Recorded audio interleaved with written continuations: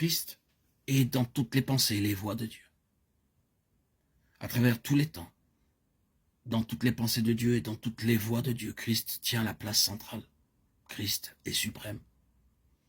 Tout se réfère à lui et tout est lié à lui. Christ est la fin, car Christ était le commencement.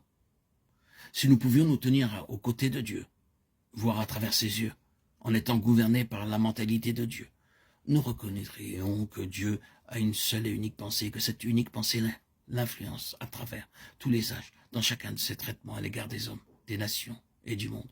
Cette unique pensée est centrée sur son Fils, Jésus-Christ, et par conséquent, l'essence même de la révélation, le cœur même de l'illumination spirituelle, est que vous voyez Christ dans toutes ses pensées, ses voies de Dieu, telles qu'elles sont exprimées dans sa parole et ses œuvres. Si vous posez la question, qu'est-ce qu'une révélation? Qu'est-ce qu'avoir une illumination spirituelle? La réponse est la suivante.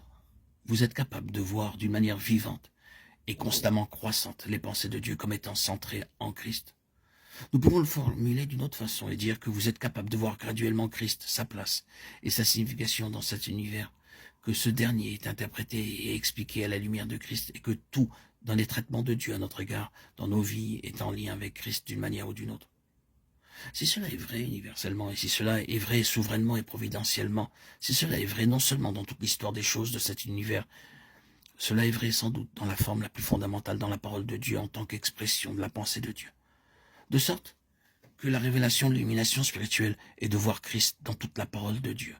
Pas des vérités, pas des doctrines, mais Christ. Nous avons une illustration et un exemple très clair et concret dans le cas des Lévites. Les Lévites sont une pensée divine. Ils sont présentés comme issus de la pensée de Dieu. Tout ce qui a été écrit les concernant est une partie de cette pensée de Dieu.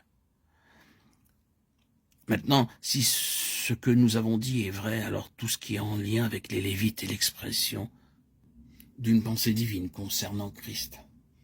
Et nous cherchons aussi à voir ce qu'il y a de Christ dans ceci ou cela. La finalité, c'est Christ. Alors la question que nous devons toujours nous poser est de quelle manière ceci ou cela nous conduit-il à Christ? Dans quelle mesure cela signifie-t-il un accroissement de Christ, une connaissance de lui d'une manière vivante et expérimentale? Nous cherchons ce qui est de Christ. Nous ne sommes pas intéressés par quoi que ce soit d'autre, car Dieu n'est pas intéressé par quoi que ce soit d'autre. Dieu n'est pas occupé simplement à la gestion d'un univers merveilleux, à regarder sa souveraineté opérer dans ce monde, à seulement voir comment du mal il peut en sortir le bien et à gouverner toute chose à ses propres fins. Dieu est intéressé par une seule chose, apporter toute chose à son Fils et introduire son Fils en toute chose. Il a une unique pensée, elle est complète, vaste et comporte plusieurs aspects, mais elle est unique. Ainsi, nous avons une pensée, seulement une. Il ne s'agit pas de combien nous pouvons faire pour le Seigneur et de quel degré de connaissance nous avons de la vérité chrétienne. Il ne s'agit pas du tout de choses, mais de Christ. Toute notre course ici-bas consiste à apprendre Christ. Et si nous vivons de manière spirituelle, lors de notre dernier souffle, notre cri sera encore que je puisse le connaître.